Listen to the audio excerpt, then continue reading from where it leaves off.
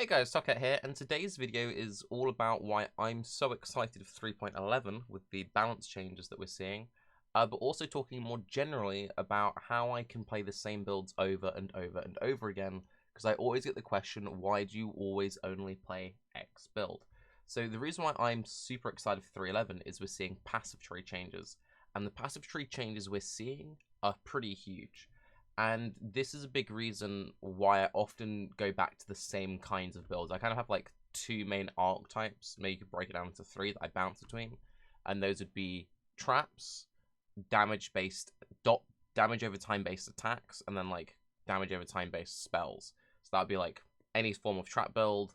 Then it'd be stuff like poison, caustic arrow, toxic rain, and then it'd be stuff like ignite, essence drain, etc. Right? So those are kind of like my three builds, and I've been basically only playing those, except for a few exceptions here or there, for like a year or so. And I always get asked, Tarke, do you not get bored playing the same thing over and over and over and over again?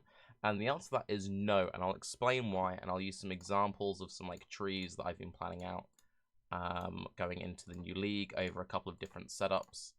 And let's start with the new costume, and I've also made like a list of these are why I don't get bored of playing the same things over and over and over again.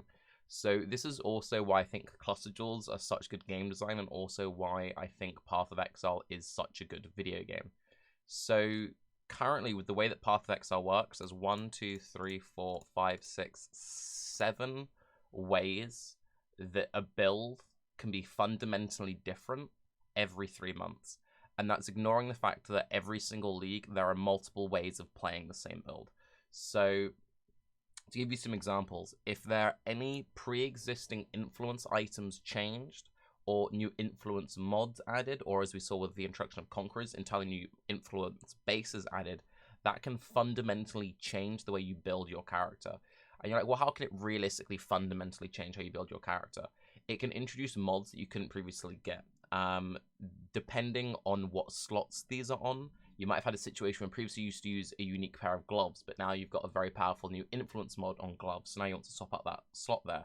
You now have opportunity cost, you've got more crafting things to go for. Maybe now because of this you don't need other things, maybe this makes things you'd previously never consider way more powerful. So any changes to influence items can completely dictate how you build your character. Timeless Jewels. Timeless Jewels were an amazing addition. They're very complex. They still are pretty convoluted, and we're seeing some new keynodes being added, and we've seen a bunch of pre-existing keynodes taken off of Timeless Jewels and added onto the tree, which is insane. So Timeless Jewels was another way where people fundamentally changed the way they built their characters. You would look at trees and you'd try and think, how can I route my trees in a way that I can utilize a Timeless Jewel? So Perfect Agony is a great example. When they introduced Timeless Jewels, Perfect Agony used to become my go-to jewel. So for a lot of my trap builds, I would route them towards Psalm Life coming through this way, so I could have an easy conversion of Perfect Agony here, and it would also let me get Unstable Munitions and Master Sapper, nodes which were powerful but previously out of the way, and it made coming this way feel good. In a lot of my dot-based builds, or my tricks as I come through this way, Pathfinders, I would go for Point Blank instead down here, but it was a way that I could convert into like Divine Flesh, or I could convert into Wind Dancer. Really huge. Obviously, Glancing Blows for anything using a shield on casters. It's like insane how impactful Timeless Jewels are. And if you're someone who still hasn't really messed around with Timeless Jewels much, I really recommend you look into it, especially since we're seeing a bunch of new Timeless Jewels. Well, not a bunch of new Timeless keynotes being added. Thread of Hope. Thread of Hope is another huge change, and there are some things where you can do like, oh, this is a neat Thread of Hope, and then there are some Thread of Hopes which completely change how you route. So a good example, I'll come back to this, is my trap trees. So basically every single trap tree I plan now often uses a Thread of Hope in this part of the skill tree, because it saves so many points and frees up a lot of awkward routing. So Expeditious Munitions for traps gives trap throwing speed and trap trigger area of effect, stuff which is very attractive, especially since a lot of trappers now go Explosive Expert over Chain Reaction, so they really want that trap trigger stuff. But it can be pretty awkward because you've got to be on this inside path, and these builds have a lot of points and they struggle at how do you fit it all in. Well, you can shove a large Thread of Hope here.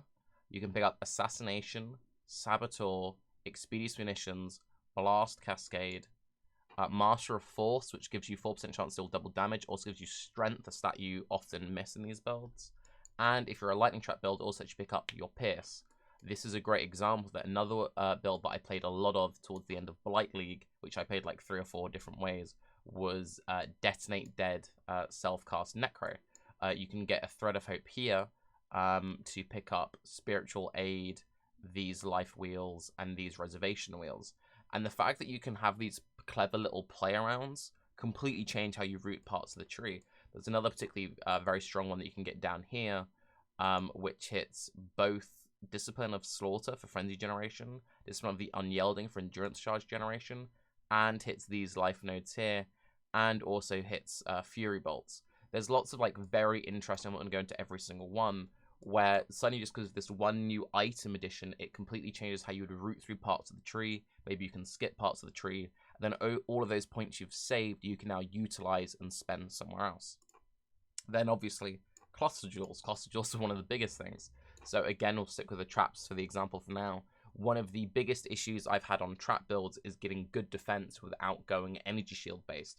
If you go CI or you go low life, it's pretty easy to get decent defenses. I generally prefer playing life-based builds or Mind-Over Matter-based builds, but it's often been pretty awkward getting like all the mandatory nodes that you need to get all the like correct crit stuff and all the good trap stuff, while getting enough mana, while getting enough life, and balancing it all out has been kind of awkward. Well, now with the introduction of Cluster Jewels, I've got a bunch of different builds that just kind of get to stay mostly to one area here. So using this one as an example, I managed to work out that I could get 184% life, which is a decent amount of life for a trapper. With Acro Phase Acro, it's got some mitigation from Brawn and Shadows, and it gets a bunch of damage scaling. I haven't put any gear on it or anything, I was just working out trap throwing speed. And it also lets you get stuff like, you know, trap throwing speed. The fact that small jewels are so flexible, so not only do cluster jewels completely change how you build, but there's also the different layers in how you do your cluster jewels. Are you using voices? Are you using traditional jewels? Are you doing a large into 2 mediums into 2 smalls? Are you going straight to a medium? Are you going straight to a small? There are small jewels which give you avoid ailment, so now are you utilizing a bunch of these? That now means you need to get avoid ailment on your gear. And suddenly there's all these different ways that you can start juggling and manipulating your characters. And then it's, well, what do you do as your base tree? What do you do with your tree with only one cluster jewel? What do you do when you can then afford to get to the second cluster jewel? It's meant that your builds have more like stages to them. So it wants you to pick builds and progress on individual builds for longer. And because it helps you pick and progress on one individual build, it's a lot less of the old way that PoE used to work for me, which was every couple of days, let's pick a completely wildly different idea. Whereas now I'm much more comfortable to be like, oh, I want to play Corsica, and then while playing Corsica and collecting gear for it, I might think, oh, well, actually, if I was on a different part of the skill tree, I could do the same build in a vastly different way. One thing I experimented around a lot last league is I was playing Hybrid Trickster Corsica, and I played that until I then swapped into CI, and then I went double Cluster Jewels. I ended up dying on that character, sadly.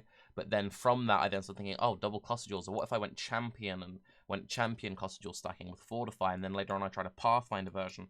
And Cluster Jewels are amazing. I could gush about Cluster Jewels forever.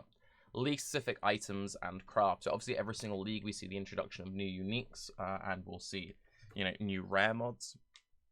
It's very niche, or very rare that you'll have a league-specific item being added every league that happens to like the builds that you like. But generally, every couple of leagues, there'll be a new item that comes out which will completely change how you build a character. A good example of that would be the Delirium Helmet, Asalium, for puncture builds. That fundamentally changed how puncture builds played. You don't need it. You can have more than enough damage without it. But then you suddenly had this opportunity cost of, well, if I use this helmet, that changes my gearing options because I'm now using a helmet. Well, now I need channeling, so now I want to focus a little bit more on attack speed to make it feel a bit smoother. I'm going to be standing still, so I'll be able to one-shot bosses with these massive bleeds. Maybe I want to build slightly more defense so that I can afford to stand still. And fundamental things like that are huge. Balance changes. So obviously just like numerical balance changing to skills will change how you build your skills. Then that's also like, well, will they buff certain item bases, so on and so forth. And then finally, skill tree and ascendancy changes. The ascendancy changes are fairly obvious. If one ascendancy gets nerfed and another ascendancy gets buffed, you're like, oh, I'll try this on a different ascendancy. But the skill tree changes are really interesting, and this is where I'm going to go back to this Pathfinder course carry tree that I've been toying around with. So, and this ties into Times Jewels. This is where Wind Dancer is being added. It's being added here. So this is what this 1 point is. This 1 point is Wind Dancer. So now that I can no longer get Wind Dancer here through converting Perfect Agony, I've now changed a lot of my builds that used to utilize that in Kintsugi Acro Phase Acro to then think, okay, well, how can I get Wind Dancer on the tree early and get Acro Phase Acro? Now, keep in mind, we haven't seen all the new Time Jewel mods. Once we do see all the new Time Jewel mods, I'm then suddenly going to be in a situation like, oh, well, I want that as well, so I've got to, like, shove this in. And I've been planning out a build which would do Divine Flesh, Wind Dancer, Acro Phase, Acro Kintsugi, and that seems really powerful. Up here, we have this new elusive cluster that's being added. Now, something that's an extra 4 points I'm going to try and utilize into my build. Or maybe I want to anoint it, and that's another thing that got added to the game, which changes how you build your trees. Well, now that I can anoint a node, I no longer need to travel on that part of the tree to go for it, so maybe I can drop a part of the tree completely to anoint it somewhere else and go about it differently. We're also seeing the introduction of 2 more Timeless Jewel clusters, Eternal Youth and Supreme Ego. Supreme Ego is going to be here, and Eternal Youth is going to be here. One idea I've been toying around with is the idea of a Eternal Youth Supreme Ego course carry build. This is actually a Scourge Arrow tree because I've taken all the poison nodes, but ignore those. So you're like, okay, well, why would you want to do that? What's the thought process there? So Eternal Youth is a keynode that not many people use. It used to have quite a large opportunity cost on the Timeless Jewels, but now for just 1 point, it's very strong. And I think it might actually be one of the sleeper nodes in 3.11, so maybe plan around using it in your builds. The way it works is it reduces your recovery and leech recovery by 50%, but it gives you the energy shield recharge effect to your life. So if you are a build that doesn't have leech and only has, I don't know, say 5%-ish regen, then you don't have that much good forms of sustain. So if you have any like layers of avoidance in your build, be it dodge, be it block, be it evasion, or like a combination of all 3, suddenly this is potentially a very powerful node you can add into your build. Because what you can do is you take damage, as long as you don't get one shot, your dodge, block, evasion, blind, or just manual like dodging abilities kicks in, and then you just avoid damage for a few seconds, and then you recharge back up to full. This will be huge for a lot of bossing characters. That puncture build I mentioned earlier would be very good with that, because that build kind of struggled with the recovery. So that's something really powerful. Also here we've now got Supreme Ego, which Supreme Ego actually is really strong for Malevolence, which is the main aura that you use in a lot of these dot builds. And what Supreme Ego does is it increases the reservation of your auras by 50%. You can only be affected by 1 non-duration aura, but it also increases its effect by 50%. So Malevolence, instead of giving 20% more dot damage and 20% more skill effect duration, would now give 30% more dot damage and 30% increased skill effect duration. Increased skill effect duration is one of the most powerful modifiers for skills like Toxic Rain. It's also very good for stuff like Wither, for just generic course carry stuff. So something that seems really powerful. So now that you've got that in, it's like, well, maybe you're dropping other auras. And because of the way that the game is coded, Heralds aren't auras, Aspects aren't auras, Banners aren't auras. So you can play a Supreme Ego build. You could do like Supreme Ego Malevolence Flesh and Stone, or Supreme Ego Malevolence Dread Banner, Supreme Ego Malevolence Aspects of the Spider, whatever. But now you suddenly need to think, well, how am I going to fit enough mana reservation that I can run all of these? Am I now playing a Mind Over Matter build? Or if I'm playing a Mind Over Matter build, I kind of want to get Supreme Ego or Mind Over Matter if I'm using an Essence Worm, because that's really strong. But Supreme Ego's over here and Mind Over Matter's over here. Well, maybe I could use Cloak of Defiance to get Mind Over Matter through a chess piece. So now I could play like a Mind Over Matter Scion, or a Mind Over Matter Pathfinder, or a Mind Over Matter Trickster, which kind of stays in like this part of the skill tree and cheats around it. Having all of these ways to cheat around the skill tree is huge. Another thing that I completely skipped when I talked about like things that change how you build your characters, basically every single league has added a new form of ability that you want to add in. So we had the introduction of guard skills. Guard skills completely changed how you can build your characters. You're like, well, do guard skills really do that much to change how you build your characters, Tarke? Well, there's this thing called the Vol Molten Shell. I don't know if you've heard of it. Vol Molten Shell is one of the most broken things that's ever existed. And the existence of Vol Molten Shell has made armor a lot more attractive. So previously there are builds that you would never stack armor on that's suddenly like, well, if I can get some armor scaling on this character, this is really good. Also, Vol Molten Shell completely changes how you build your flasks, because with Vol Molten Shell, you really want to be using a granite flask, or maybe you want to go iron reflexes and have a granite flask and a jade flask.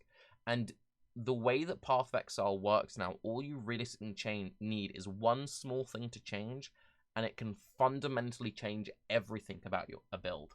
So, to answer the question, why do you only ever play like 2 builds or 3 builds? I fundamentally really enjoy the playstyle of dots and traps, and with the way that Path of Exile works, I can play the same build every single league, even multiple times a league, and build it completely differently each and every time. And my closing statement is actually a conversation I had with Chris when I was in the studio. I was very lucky to get to visit in New Zealand after ExileCon. And we were talking about Path of Exile Mobile, and you were saying, like, oh, what did you think of Path of Exile Mobile? And I said, I mean, it plays great. Like, it genuinely does play really good, and it's Path of Exile, and that's cool. But I don't really know if I'd play it, because I don't play Path of Exile for the gameplay. If I wanted gameplay, I'd play Diablo or something. The reason why I play Path of Exile is it's kind of like a problem-solving simulator for me. That's the main reason why I play it. I'm way more interested in messing around with Path of Building, seeing all different ways I could do a tree, what's the minimum amount of damage that I could take, so what's the most amount of defense I could get, what's the minimum amount of defense I could get, what's the most amount of damage. Like, that's the thing that I enjoy about Path of Exile. It's the nitty-gritty, messing around with the items, messing around with the skill tree. And he was like, yeah, I completely agree. And that's great. And if you're someone who, you know, all you really care about is the gameplay, and I completely understand why every patch you just want to play what the shiny new thing is. But maybe if you haven't tried doing this before, maybe just like try and focus in on one particular playstyle you enjoy, and then just like iterating upon iterating upon iterating upon iterating. And you might do it like 3 times and be like, oh, that was really boring, I'm never doing that again. But if you're someone who struggles to like play a league all the way through to the end, or you just generally struggle to have like goals in Path of Exile, or you're someone who never makes your own builds and you only copy other people's builds, I could highly recommend looking into just really thinking about why you're playing the characters you're playing them, how you could do them differently. And yeah, anyway, that's how I play Course to Carrot a million times, how I play Traps a million times. Please, GGG, introduce something new for Traps. I was going to do Traps as a league start. I was set on it 100%. And then we've seen just a bunch of new things, which, like, Course to Carrot would be really good again, Tarke. But anyway, I'm Tarke. Have a good day. Course to Carrot, by the way. Bye-bye.